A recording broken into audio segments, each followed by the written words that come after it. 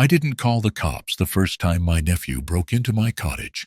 I just watched him on the security camera, midnight flashlight in hand, walking across the dock I built with my own two hands.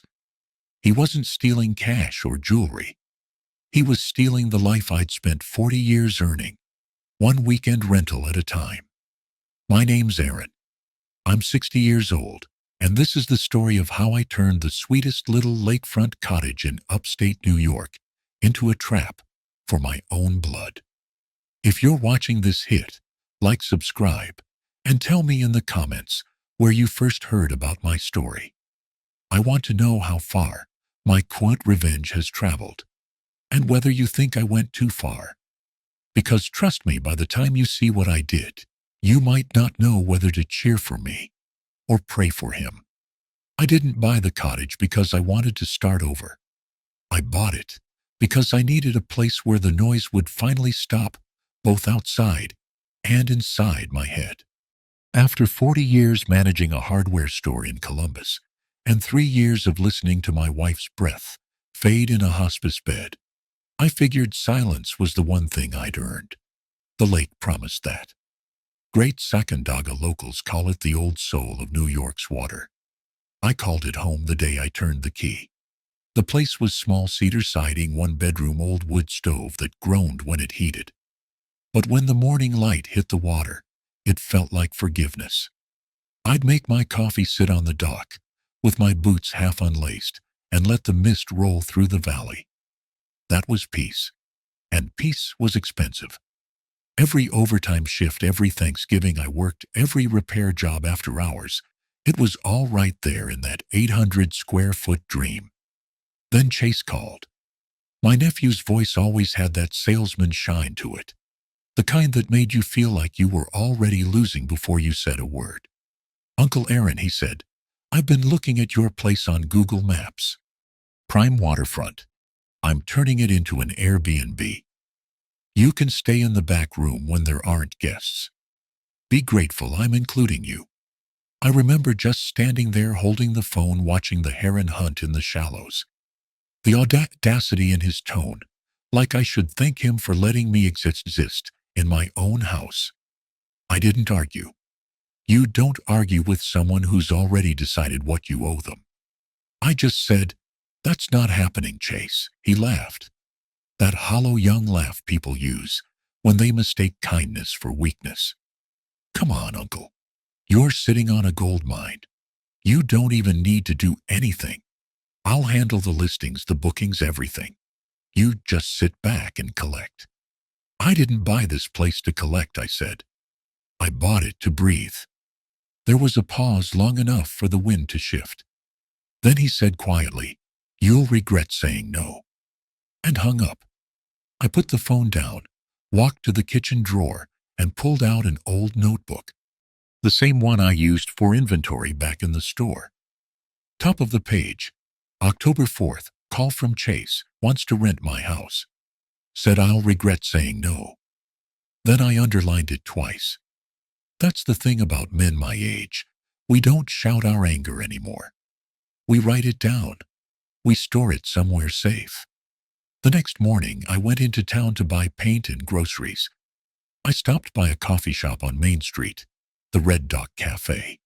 The kind of place with uneven floors and muffins too sweet for breakfast. As I waited for my order, something on the bulletin board caught my eye. A glossy flyer. "Lakeview Haven. Your perfect Airbnb escape." The photo showed my deck, my chairs, my view of the heron in the shallows. At the bottom, in neat print, hosted by Chase and Joint Rentals. I felt the blood drain from my hands. Someone once told me betrayal doesn't always roar. It seeps in quiet through the cracks of trust. I took the flyer down, folded it carefully, and slipped it into my notebook beside Chase's name. Then I walked out of the cafe without my coffee. Because right then I knew two things for sure. One, this wasn't a misunderstanding. And two, I'd already started preparing the kind of surprise Chase would never forget. When I got home from town, the lake looked different. Same water, same trees, same stillness, but it felt like someone had walked through my soul with muddy boots. I set the flyer on the kitchen table, flattened it out, and stared at it under the light. It was real. He'd taken photos through my windows, probably the day he'd just dropped by. That night, I called my sister Linda. She picked up on the third ring, the TV humming faintly in the background. "Aaron, you okay? It's late." "Your son," I said, keeping my voice steady. "He listed my home on Airbnb." Silence. Then a sigh that sounded half disbelief, half guilt.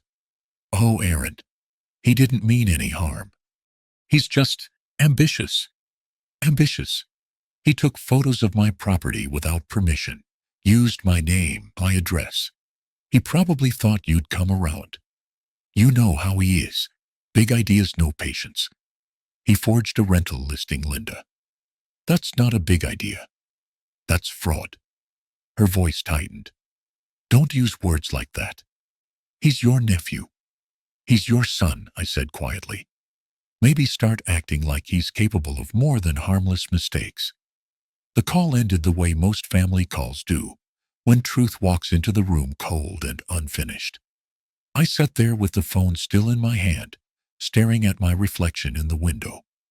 Then I did what I've always done when something feels out of control. I started writing. Every date, every word, every screenshot. Chase's call, the flyer, Linda's excuses. I printed the Airbnb page, circled my address, and stapled the pages together in my old invoice binder. The same binder I used to track customer orders back in the store. It wasn't anger driving me. It was order. By morning, I'd decided to handle it like a business problem, not a family feud. The county clerk's office gave me the name of a local property attorney, Priya Patel. Her office was in Gloversville, above a bakery that smelled like burnt sugar and cinnamon. She couldn't have been more than 40, sharp eyes, sharper mind. After I explained everything, she leaned back in her chair. "Mr. Hale," she said, "what your nephew's doing isn't just unethical, it's illegal. Multiple counts, actually. Unauthorized use of property, fraudulent misrepresentation, potential wire fraud if payments were processed online." "I'm not looking to ruin his life," I said. "I just want my peace back." "And you'll get it," she replied. "But we'll do it properly. No shouting, no threats, just documentation." She laid out a plan. Take screenshots of every post, every message. Install security cameras, front back driveway. Post no trespassing and no short-term rentals. Under local law 147 signs to establish public notice. She'd file an initial cease and desist and contact the county's code enforcement officer, Mr. Kellerman, to flag the property against any unauthorized DTR activity. By the time I left her office, I felt lighter, not better, just organized. On my way home, I stopped at the hardware store in Northville and bought 3 motion cameras, 2 weatherproof signs, and a gallon of paint. Old habits die hard. I picked up a few brass screws and extra batteries just in case. That afternoon, I mounted the cameras myself. One on the porch beam facing the driveway, one by the boathouse, one behind the cottage, angled toward the trees. Each blinked red in the dusk, small sentinels with perfect memory. Then I hammered the signs into the gravel at the end of the drive. Private property, no trespassing, no short-term rentals allowed under local law 147. The hammer rang out against the wood like punctuation. Around 7 p.m. I called the sheriff's department to notify them. Deputy Morales answered, a steady professional voice. "Good move, Mr. Hale," he said. "We'll log it. If anyone shows up claiming a reservation, don't engage. Call us immediately." After I hung up, I made a pot of coffee and sat on the deck. The lake was dark, the kind of dark that holds its breath. I should have felt calm. Instead, I felt watched. I opened my laptop, checked the listing again, and frosty. The booking calendar had new red squares. Friday 6:30 p.m. Guests arriving. 1 week stay. Paid in full. At that exact moment, my phone buzzed. A text from Chase. Hey uncle, guests are coming Friday. Just have the back room clean. Okay, I'll handle the rest. I stared at the screen until my coffee went cold. Then I closed the laptop, set it aside, and whispered to the empty room. You shouldn't have done that, Chase. Because somewhere deep inside, under the calm voice and steady hands, the old man who'd been quiet too long was starting to wake up. Friday came like a slow storm you could smell before it broke. The air was damp still, the kind of quiet that lets you hear every nail in the dock creak under the wind. I spent the morning sweeping the porch, not because I cared how it looked, but because doing something steady helped keep my mostit from pesewasing. By late afternoon, the sky turned the color of pewter. I checked the clock, 3:42. My cameras were live, the recorder light blinking in the corner of the kitchen. Deputy Morales had promised to wait a mile down the road until I gave the word. Patel's courier, a process server named Hal Norton, built like a refrigerator, and polite as a priest, was already parked nearby, disguised as a guest waiting to check in. At exactly 6:01, tires crunched on the gravel. 2 cars. The first was Chase's, his shiny white Lexus that always looked like it belonged to someone more successful than he actually was. The second, a silver Subaru, with a couple inside, maybe mid-30s tourists, by the look of their eager faces. The woman leaned out the window, smiling, camera in hand. The man waved as if I were supposed to be happy to see them. I didn't move from my chair. Chase bounded out first, button down, half-tucked, that salesman's smile already on his face. Uncle Aaron, he shouted like this was some sort of reunion. You didn't answer my texts, but that's okay, we'll make it quick. These are our first guests. The Brents. You'll love them. They're from Albany. I watched through the window, calm and still, just like Patel told me to. Don't engage, don't open the door until law enforcement arrives. Record everything. Hal stepped out of his own car, then holding a manila envelope. You Mr. Chase Hale? He asked, voice friendly but firm. Chase blinked, thrown off his rhythm. Yeah. Why? Hal handed him the envelope. You've been served. The moment hung in the air, like the snap of a branch in a silent forest. What the hell is this? Chase said, eyes darting from Hal to the tourists to the house. That's when Deputy Morales's cruiser rolled up the drive, red and blue lights slicing through the dusk. Behind him came Code Officer Kellerman, clipboard in hand, boots sinking into the gravel. Chase's voice went up half an octave. This is a mistake. I'm running a legitimate business. Morales's tone was steady, almost fatherly. Mr. Hale, you're running a business on property you don't own. That's called fraud. And when you enter it without permission, that's called trespassing. I suggest you stop talking. The couple from Albany looked pale, confused. The woman whispered, Wait, this isn't your place. I opened the door then, finally. The air outside tasted like cold iron. No, ma'am, I said gently. It's my home. You didn't know. And I'm sorry you got caught in this mess. She looked mortified. We paid him. I know, I said, nodding. And you'll get it back. Come sit on the porch a minute, warm up. I've got hot cocoa inside. They hesitated, then followed me to the deck. Chase tried to speak again, but Morales stopped him with a look sharp enough to freeze him mid-sentence.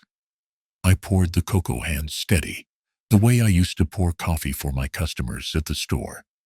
The couple sipped quietly, while Kellerman documented the scene, snapping photos of the cars, the flyers, the signposts I'd installed. Patel's courier explained the paperwork. To Chase, cease and desist, intent to pursue civil damages, notice of pending injunction. Chase stood there in the cold face, red jaw, clenching like a spoiled kid who'd been told no for the first time in his life. He muttered, This is unbelievable. You'd do this to family. I met his eyes through the window from the porch. "You did this to yourself." When it was over, Morales had Chase sign an acknowledgement receipt and told him flatly, "Step off the property. If you return without permission, you'll be arrested." Chase's car peeled out fast enough to spray gravel across the road. The Brents apologized 3 times before leaving. I told them none of it was their fault. I even printed out a short affidavit Patel had prepared showing them exactly how to recover their money through the platform. The woman looked at me like she couldn't decide whether to cry or hug me. By the time the lights disappeared down the road, the night had swallowed the noise again. I stood alone on the deck, feeling the calm crawl back, inch by inch. The heron was out there somewhere in the dark water, probably hunting under the moon. I envied its patience. At 11:47 that night, I was sitting by the stove reviewing footage from the evening when a faint motion alert pinged on my phone. I opened the feed. There he was, Chase hood up, flashlight between his teeth, a screwdriver in his hand, trying the side window by the kitchen. His face wasn't angry this time. It was desperate. I didn't move, I didn't shout. I just let the cameras do what they were built to do. Because a line once drawn isn't meant to be crossed twice. The morning after the break-in attempt, the lake looked like a sheet of glass, calm, polished, and miserly through its teeth. I stepped outside with my coffee, the mug warming my hands, and felt that old twinge in my gut that comes when you know someone's been where they shouldn't. The lock on the side door told the story, tiny scratches around the keyhole, fresh metal exposed. Whoever it was, and I didn't need a detective to tell me who had tried to force it. When I crouched down to check the porch steps, I saw something glinting under the deck. A small black Bluetooth lockbox, zip-tied to the joist. I cut it loose with my pocket knife, flipped it over, and there it was. A realtor's code box, preloaded with a digital key. The kind you'd use for remote check-ins. The kind you'd use if you were planning to rent out someone else's home. Again. I didn't curse, didn't shout. I just carried it inside, set it on the kitchen table next to my notebook, and took 3 photos, front, back, serial number. Time-stamped, dated, printed. When I called Patel, she didn't even sound surprised. "He's escalating," she said. "We're filing for a temporary restraining order and a protective order today. I'll also move for a property injunction." "Do it fast," I said. "He's not done." By noon, my inbox started lighting up. Direct messages from an account named @BritVentures, Chase's girlfriend, Brittany 29. All filters and fake sincerity. "You're destroying your own family for a shack on a lake. He was trying to help you. You don't even use half the space. If you don't drop the case, I'll tell people you assaulted him." Then, a few hours later, "Please. He's panicking. He needs this money. I know he went too far, but you can fix this." I didn't answer a single one.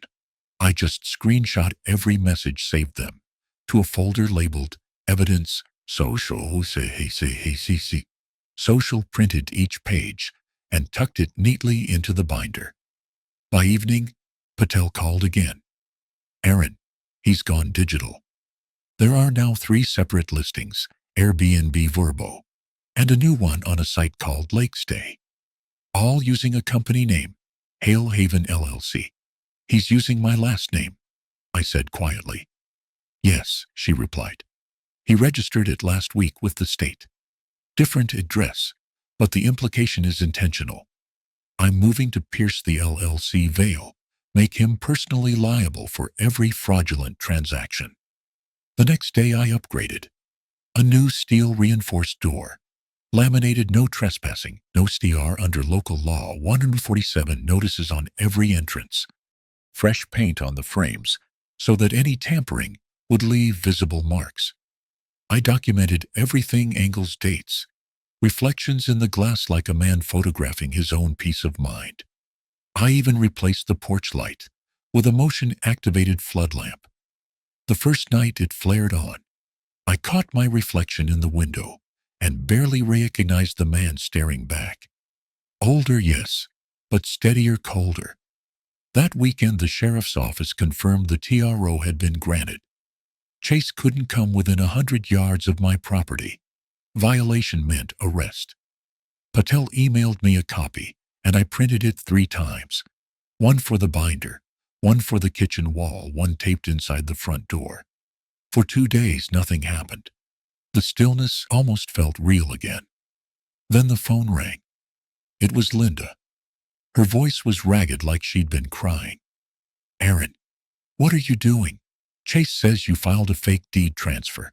He says you forged his signature on your property title to make him look bad." I sat very still. "He said what?" He showed me papers, official ones from the county clerk. "They've got both your names on them, Aaron. He says you tried to steal his half of the cottage." My stomach went cold. "There is no half, Linda. He's never owned an inch of this land." "Well, he filed something," she said, her voice trembling between contrition and defense. "It's in the system. A quitclaim deed transferring the property to Hale Haven LLC." The words hit harder than any punch I'd taken in 60 years. He'd done it. He'd faked ownership. "Linda," I said slowly, every syllable sharpened by disbelief, "that's a felony. He forged a property instrument." Her breath caught.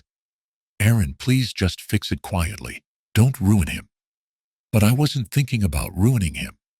I was thinking about how, if he could forge a deed, once he could do it again, and how quickly the ground under your own feet can start to feel borrowed. I hung up, called Patel, and told her everything. She didn't hesitate.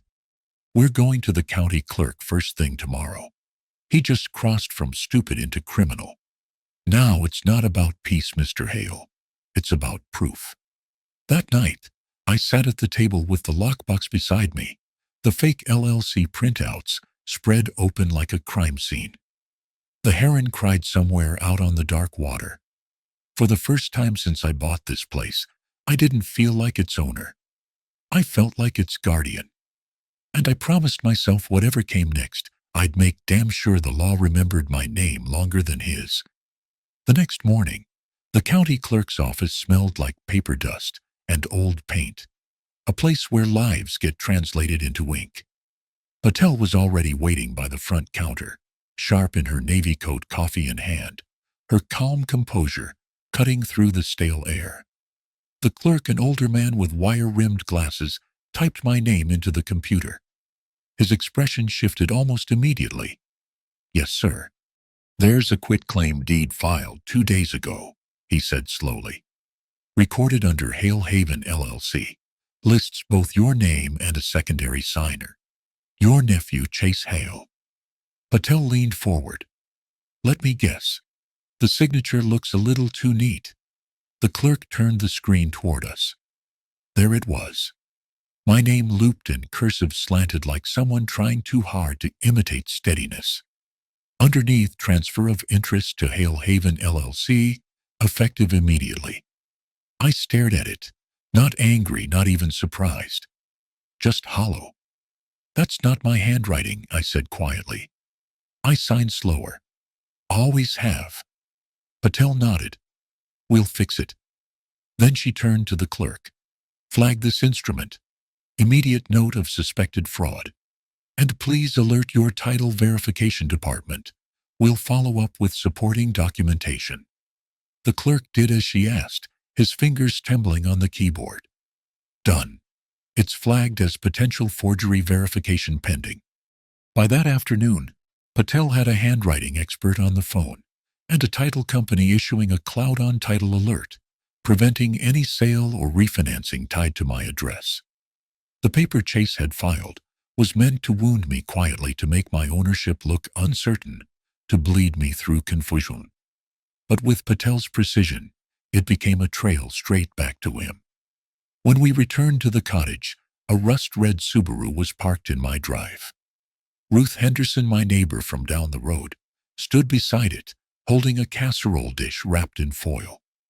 I heard what's been going on, she said, voice warm, but eyes sharp. You look like you haven't eaten since Wednesday. And before you say no, it's beef stew. You can't argue with stew. I smiled despite everything. You heard that fast. In a town this small, even the seagulls gossip, she said. We sat on the porch with bowls of her stew, steam rising into the cold air. She told me about her brother, how he'd lost his house to a fake contractor who'd promised to flip it for profit. The police called it financial exploitation. Ruth called it being too damn trusting. I wish I'd written down every promise that man made, she said, her spoon pausing midair. Paper keeps people honest. Or it proves they aren't. That line stayed with me long after she left. By sunset, Patel had emailed me 3 new documents to sign. 1. Quiet title action to legally clear any false claim against the property. 2.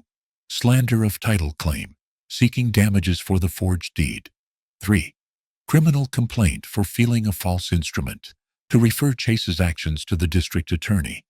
I read every word before signing, each signature slow, deliberate, real. Patel called a few hours later. One more thing, Aaron. We need to think long term. If he's willing to forge ownership, once you need a structure that outlives both of us. She proposed transferring the cottage into a living trust, naming me as trustee and sole beneficiary, with an irrevocable covenant written right into it. No short-term rentals may ever be conducted or permitted on this property. A shield and a declaration in one stroke. That way, Patel said, even if someone ever inherits it, that covenant stands. It's not just your house anymore. It's your principle recorded in law. I signed that too. By the time the notary left, the last light was gone from the lake. The water looked black and endless. I felt the weight of the day settle on me, something between exhaustion and victory. Then my phone buzzed. A message from Britt. You think this is over? Check your little boathouse. Attached was a photo, grainy, taken in low light. The inside of my boathouse. Tools on the wall. My fishing rod. Someone's hand holding the phone blurred in the corner. My pulse slowed to ice. I'd locked that door myself. I stared out toward the water. The boathouse stood maybe 40 yards from the porch, a black outline against the silver lake. The light from my window reflected faintly off the padlock. Or was it gone? I set down my mug and reached for the flashlight. Whatever surprise I'd been preparing, it wasn't theoretical anymore. Someone was in my outbuilding right now, and this time I wasn't going to watch from a distance. I didn't grab the flashlight. I grabbed the phone. Years in retail taught me one thing. When you suspect theft, don't play hero, get a witness. So I called Deputy Morales. My voice came out calm, flat. Someone's in my boathouse, I said. How certain are you, Mr. Hale? They just texted me a photo from inside. I'm on my way. Stay where you are. Lights on, hands visible. So I did exactly that. Turned on the porch light. Put on my jacket. Sat down in the rocking chair facing the water, flashlight at my feet, phone recording. The night air bit through the fabric, but it steadied my pulse. The lake was black glass. Every sound carried frogs, the hum of my porch light, the crunch of boots on gravel, somewhere near the boathouse. 2 voices. One low, one younger, cocky. Told you he keeps tools here, someone whispered. A beam of light flicked inside the boathouse, sweeping across the shelves. Then headlights bloomed on the drive. Morales's cruiser's spotlight, cutting through the dark. His voice rang out clear. County Sheriff. Hands where I can see them. A pause. Then the sound of metal clattering, probably the crowbar. When Morales guided them out, the flashlight finally hit their faces. Chase and some skinny kid with a hoodie, looked barely 20. Chase had that smug half grin he used to wear when he'd pocket a candy bar as a teen, thinking nobody noticed. Deputy, there's been a misunderstanding. He started, voice oily smooth. We were just checking the inventory for tomorrow's guests. My uncle knows all about it. Morales's eyebrow barely moved. Inventory? You mean the property you were legally barred from entering under a court order? Chase froze. Look, Morales clicked his body cam. Say that again, sir, for the record. The younger one shifted nervously. We didn't take anything. Man, Morales kept it procedural. Read them their citations like he'd done it 1,000 times. Criminal trespass, attempted burglary tools, violation of the TRO. The words sounded heavy even in the open air. And then came Brit. I didn't see her car pull up, but suddenly she was there, phone up, live streaming. The screen glow painted her face ghost white. She narrated with drama fit for a courtroom movie. Look, everyone, this poor old man's having his own family arrested over a cabin. Unreal. Look at this cop roughing them up for nothing. Comments began flashing across the bottom of her phone, visible even from the porch. Boomer generation greed. He's probably lying. Free Chase. Morales ignored her entirely, finishing his report calling for backup to escort them off the property. I just stood there, arms crossed, jacket zipped, saying nothing. The younger kid looked relieved when the second patrol car arrived. Chase just stared at me, eyes glassy with a mix of disbelief and resentment, as if I'd rewritten the laws of nature by holding him accountable. Uncle, he said, voice low. You could have stopped this. Yeah, I said. Years ago. They loaded him into the cruiser. The night went quiet again, except for the faint hum of the engine, and Brit's voice still echoing faintly, pleading for her followers to see injustice where there was only consequence. When the cars finally left, their red and blue reflections rippled across the lake like fire. Not 5 minutes later, another set of headlights came crawling down my drive. This time I didn't need to wonder who it was. Linda. She stepped out before the car even stopped fully. Her coat hung loose, her hair half tied. The look on her face was half panic, half fury. What did you do? She demanded. They said Chase is being charged. You called the police again. I motioned her inside. Linda, you should see something. Inside the kitchen table was already covered the binder, the printed screenshots, the forged deed copy, the TRO, the photos of the lockbox, everything in neat rows. The evidence of months stacked like sedimentary layers of betrayal. She stood over it, scanning page after page, her hand trembling. He told me you forged his name, that you were trying to make him look crazy, Cece. I didn't raise my voice. That's his signature, I said, pointing. And that's the version I actually signed. The expert says they're not the same. He filed a fake deed. He broke into my boathouse. He's been selling nights in my home to strangers online. What do you call that? Linda's breath hitched. He's my son, Aaron. I know. And you're my brother. I know that too. She sank into the chair across from me, head in her hands. I raised him better than this. God, I thought he was just hustling. You know, not this. For a while, neither of us spoke. The wood stove clicked softly in the silence. When she finally looked up, her eyes were red but clear. What happens now? Patel's filing for an emergency injunction, first thing in the morning. The judge wants to see him at 9 a.m. I said. Linda blinked. He'll be there. I shook my head. No, he won't. She just texted me he didn't show up to the pre-hearing notice tonight. He's not coming. Linda stared at me, realization sinking in, the kind that doesn't break clean, but slow. She whispered, he's gone off the rails, hasn't he? I didn't answer. The lake outside had gone utterly still, mirroring the lights from the last patrol car, fading over the water. In that silence, I think we both finally understood the same thing. Chase wasn't coming back from this. Not really. And the only thing left for either of us to do was face the morning. The courthouse smelled of waxed linoleum and anxiety. It wasn't my first time in 140 years in hardware management, means you see your share of small claims and supplier disputes. But this was different. This was family. Patel met me in the hallway, a navy binder tucked under her arm, the same color as her coat that day at the clerk's office. Stay steady, Mr. Hale.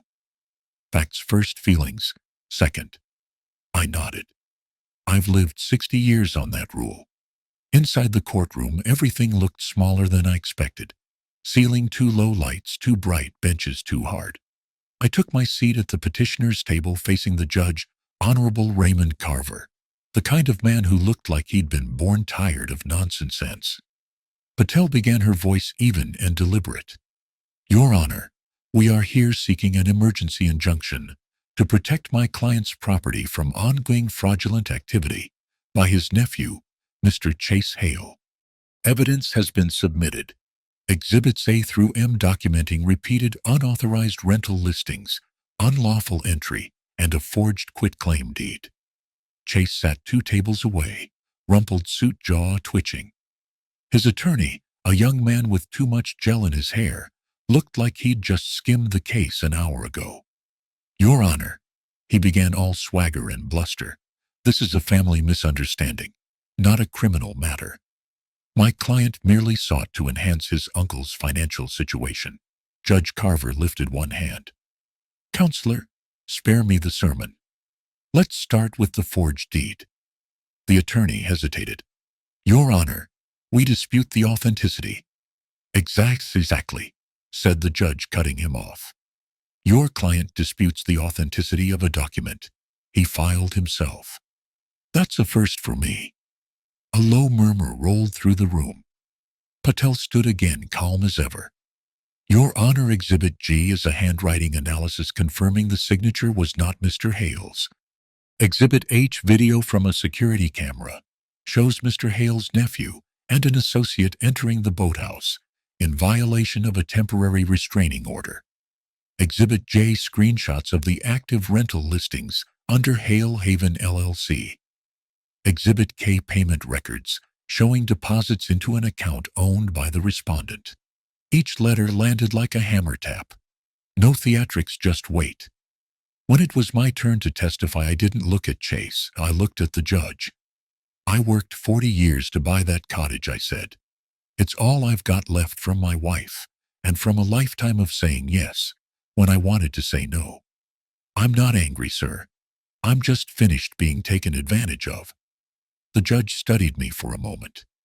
You seem like a reasonable man, Mr. Hale. I try to be. But I keep records too. He flipped through the binder Patel had handed up, pages whispering under his fingers. Then he looked over his glasses at Chase. Mr. Hale, you filed a false instrument. You violated a restraining order, and you attempted to profit from property you don't own. If I weren't in a good mood today, I'd have the bailiff remand you on the spot. But since your uncle here has more dignity than most people I see in this room, I'll limit myself to the law. He straightened the papers before him. The injunction is granted. The TRO is extended indefinitely. The county sheriff is hereby authorized to remove any unauthorized occupants or signage on site. And this, he lifted the forged deed, is being referred to the district attorney for potential criminal prosecution under New York Penal Law 175.35 for filing a false instrument in the first degree. That's a felony, Mr. Hale. Chase's mouth opened, but his lawyer's hand found his shoulders in time. Carver gave Patel a small nod. You've done your client proud, counsel. Then to me and you, Mr. Hale, have done every property owner a favor. You'd be surprised how many never stand up like this. He banged the gavel once. Court adjourned. Outside, the light felt too bright after the cold fluorescence of justice. Patel walked beside me, flipping through her phone. Well done, she said softly. You kept your composure. That matters. A young local reporter from the Adirondack Chronicle caught us by the steps. Mr. Hale, can I get a statement for our story? Folks online are following this case. It's become a bit of a phenomenon. I paused, thought about all the noise, the comments, the split family dinners this would cause. Then I said simply, "Protect your elders. Document everything. That's all there is to it." She nodded, scribbled it down, and thanked me. Patel's phone buzzed just then, a sharp tone that broke the calm. She glanced at the screen, her face tightening. "What?" I asked. She turned the phone so I could see. "A new listing, a different platform, different name. Lakeview Refugee, hosted by Aaron Hale. Same deck, same furniture, same damned heron in the background. Only this time the photos were new, and one of them was taken from inside my bedroom window." My jaw tightened. "He's not just desperate," I said. "He's watching me." Patel's expression hardened. "Then we stop watching Mr. Hale. We strike next." I'd been calling it the surprise for weeks, not because it was clever, but because saying trap felt too much like vengeance, and I wanted this to stay about justice. After Patel showed me the new listing, we sat at my kitchen table until nearly midnight, building the plan. By the time we finished, it looked less like revenge and more like a symphony, each note played by law, timing, and patience.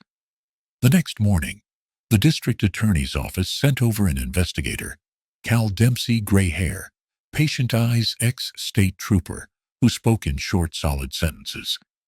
"We'll make a decoy booking," he said. "Pay through the same platform under controlled funds. Once he accepts, that's proof of ongoing fraud." Patel nodded. "We'll have code enforcement and the sheriff waiting for check-in time. Step 1 done. Step 2 I handled myself. I posted a notarized document on the gate owner's notice. This property is privately owned and not available for rent. Any rental listings are fraudulent. Contact the Fulton County Sheriff's Office immediately if you have paid deposits." It was signed, sealed, recorded at the clerk's office, and laminated against the weather. Step 3. Patel drafted a press packet for defrauded renters. I printed 30 copies, simple instructions on chargebacks, refund claims, and consumer fraud reporting numbers. Each one folded neatly into a manila envelope that I kept by the door. Step 4. The living trust Patel created was now officially recorded covenant, attached in bold ink. This property shall never be used for short-term rental, for profit, or for deceit. It wasn't just law. It was a message carved into the bones of the land.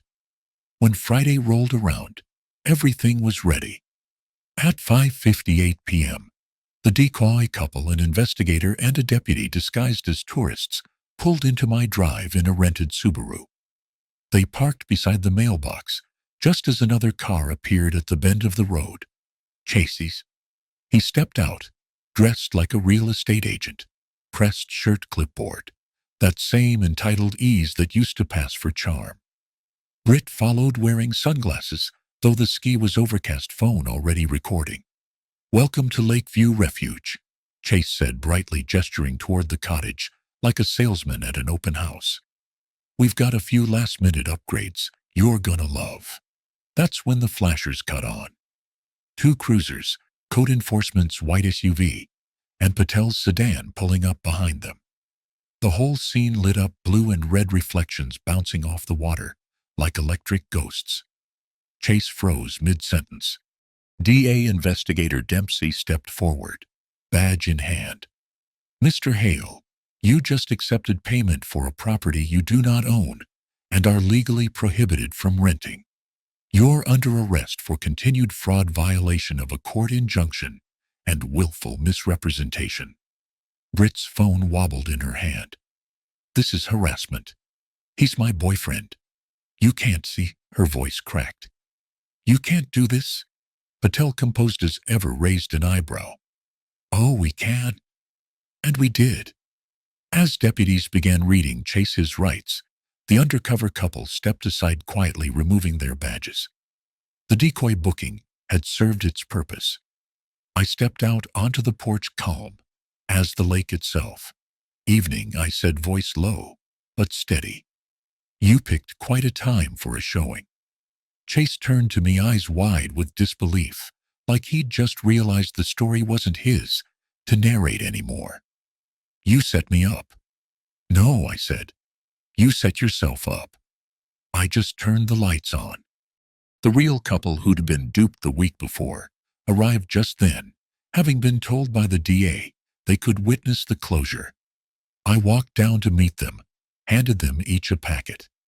"You'll get your money back," I said softly. "And if anyone asks, tell them this town still looks out for people." Ruth came over from her house next door, carrying a thermos of coffee. "For the poor tourists," she said with a wink. "They didn't deserve this circus." She ushered them over to her porch while deputies finished cuffing Chase. I made sure Britt's camera caught it all clean, undeniable, no violence, no shouting, just consequence.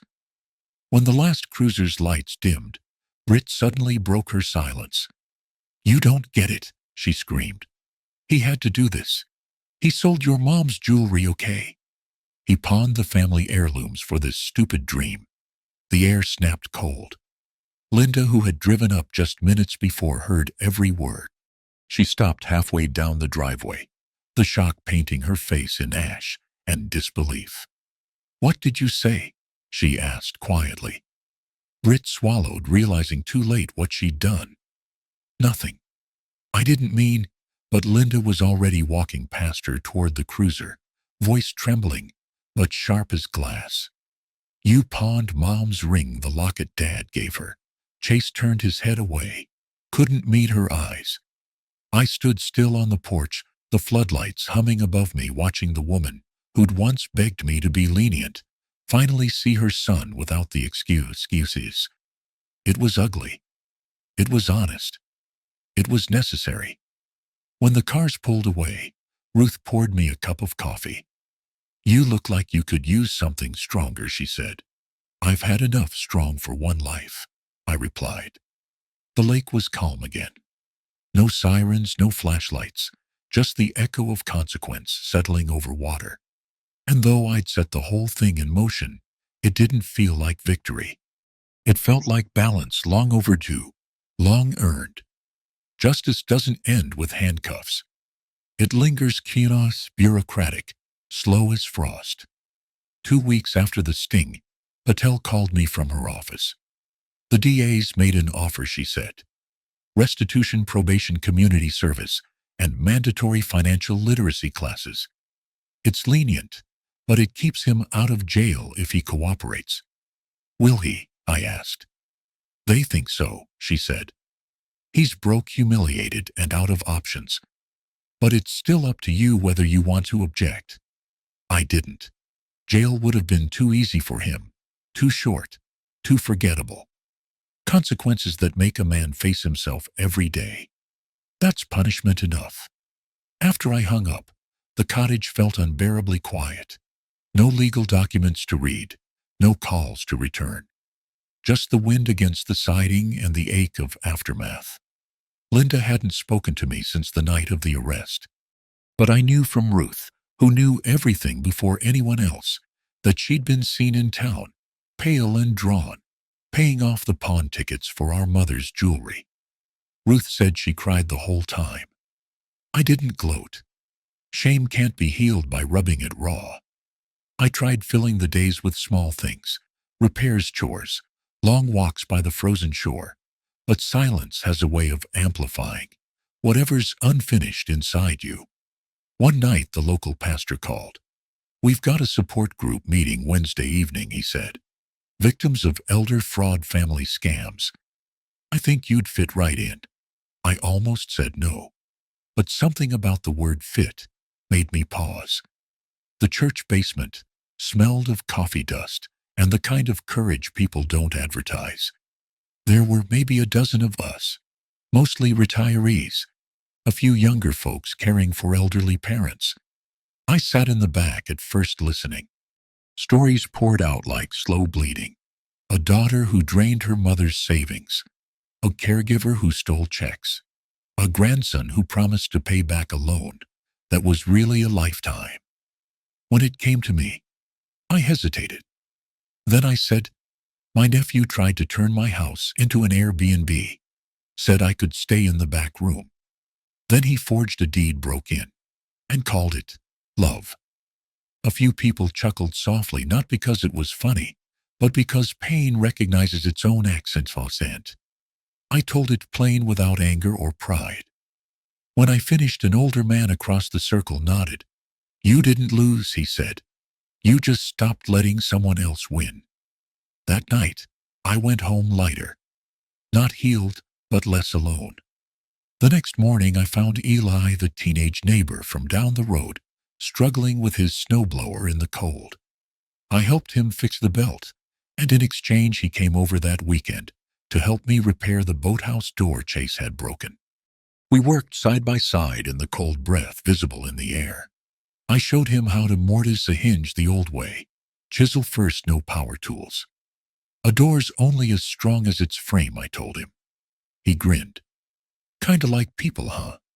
I smiled. Exactly like people. It felt good passing something useful on to someone who hadn't yet learned how cruel shortcuts can be. Maybe that was my antidote to cynicism. That evening, the storm rolled in, snow thick as cotton, the kind that muffles everything, even memory. I sat by the window with the wood stove humming, thinking of Margaret. I could almost hear her voice. "Live with dignity, Aaron. Not fear. Never fear your own peace." Before bed, I opened my laptop and began an email to Linda. Subject: "Still your brothers, Linda. I know things look broken right now. Maybe they are. But broken isn't the same as gone. I'm not angry at you. I'm angry at what we both let slide for too long. I won't let Chase near my property again, and I won't apologize for that. Boundaries aren't walls. They are fences with gates. You can still walk through if you knock. When you're ready to talk, my door's open. Just call first." Aaron. I hit send and watched the snow erase my footprints on the deck outside. The next morning, we were in court again. The plea hearing. The same judge, the same two bright lights. Chase looked smaller now. The arrogance was gone. Even his hair hung limp, as if humility had weight. His lawyer whispered something to him, but he barely responded. Before the judge entered, he turned slightly in his seat, caught my eye, and said in a hoarse whisper, "Uncle Aaron, am I ruined?" For the first time in months, I didn't feel anger. Only a sad kind of pity. I didn't answer right away. I just looked at him, the man he'd become, the boy he'd been, and all the years between that no one had corrected. Finally, I said voofly, "Not yet." And the bailiff called the court to order. When the gavel came down, it didn't sound like thunder. It sounded like closure, sharp, clean, final. Chase took the plea. 2 years probation. Full restitution. 100 hours of community service. Mandatory financial ethics and literacy classes. A court-ordered letter of apology to every single victim who'd booked my cottage online. He didn't look up when the judge read the terms, just nodded, jaw tight, eyes red. I wasn't sure if he was ashamed or relieved, and maybe it didn't matter. Accountability has a way of stripping a man bare before he even realizes he's standing in the light. When the judge asked if I wished to make a statement, Patel gave me a small nod. I stood my knees, protesting, my hands steady.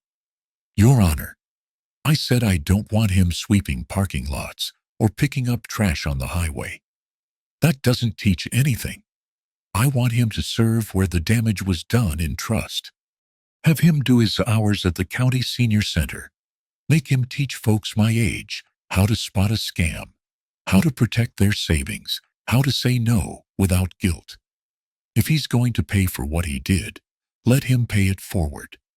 A faint murmur spread through the courtroom. The judge adjusted his glasses, studying me. "That's creative," he said. "And fitting." He banged the gavel once. "So ordered." It wasn't mercy. It was meaning. 3 months later, the lake thawed. The loons were back, their calls echoing across the still water, like the memory of laughter you almost forgot belonged to you. I was oiling the deck boards when I heard the crunch of tires on gravel. Linda's car. She stepped out wearing a windbreaker and sunglasses, clutching a thermos like it was armor. I hadn't seen her since the courthouse. She looked smaller too, but there was something in her eyes that hadn't been there before. Honesty. "Can I come in?" she asked. "Of course," I said, "but you might like the porch better." We sat side by side watching the water. She sipped from her thermos before speaking.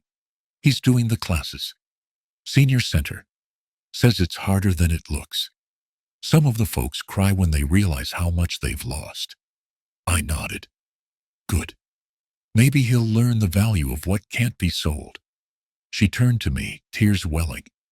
"I'm sorry, Aaron, for taking his side, for not believing you sooner, for letting it get this far." I didn't make her finish. I just put my hand over hers. We were both blind. We just loved him in different ways. We sat in silence after that. The kind of silence that isn't empty, it's earned. After a while, she stood. "You'll keep the trust. Forever," I said. "The covenant, too. This place isn't an investment. It's a promise." She smiled faintly. Mom would have liked that. Before she left, she glanced back at the cottage, its cedar walls glowing in the late light. "You really did find peace here." "Didn't find it," I said. "Built it." That evening, I sat by the stove, a glass of water instead of whiskey this time. I watched the flames crawl slow and steady, like time finally making sense again. I thought about everything I'd lost: Margaret, years of quiet, the illusion that family can't betray you, and everything I'd gained: proof that dignity isn't weakness, and that age doesn't mean surrender. The revenge had never been about humiliation. It was about restoration, about turning a spoiled shortcut into a long road back to character.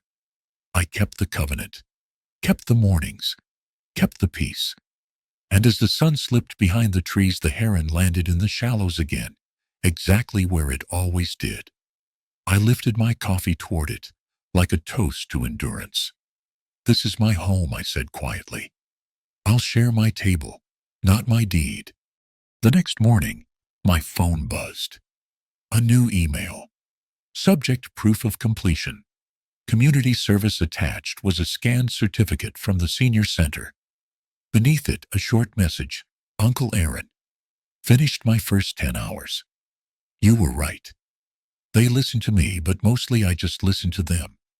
I'm sorry for everything. I don't expect you to write back. Chase." I stared at the screen for a long time. Then I smiled, folded the laptop shut, and looked out at the lake.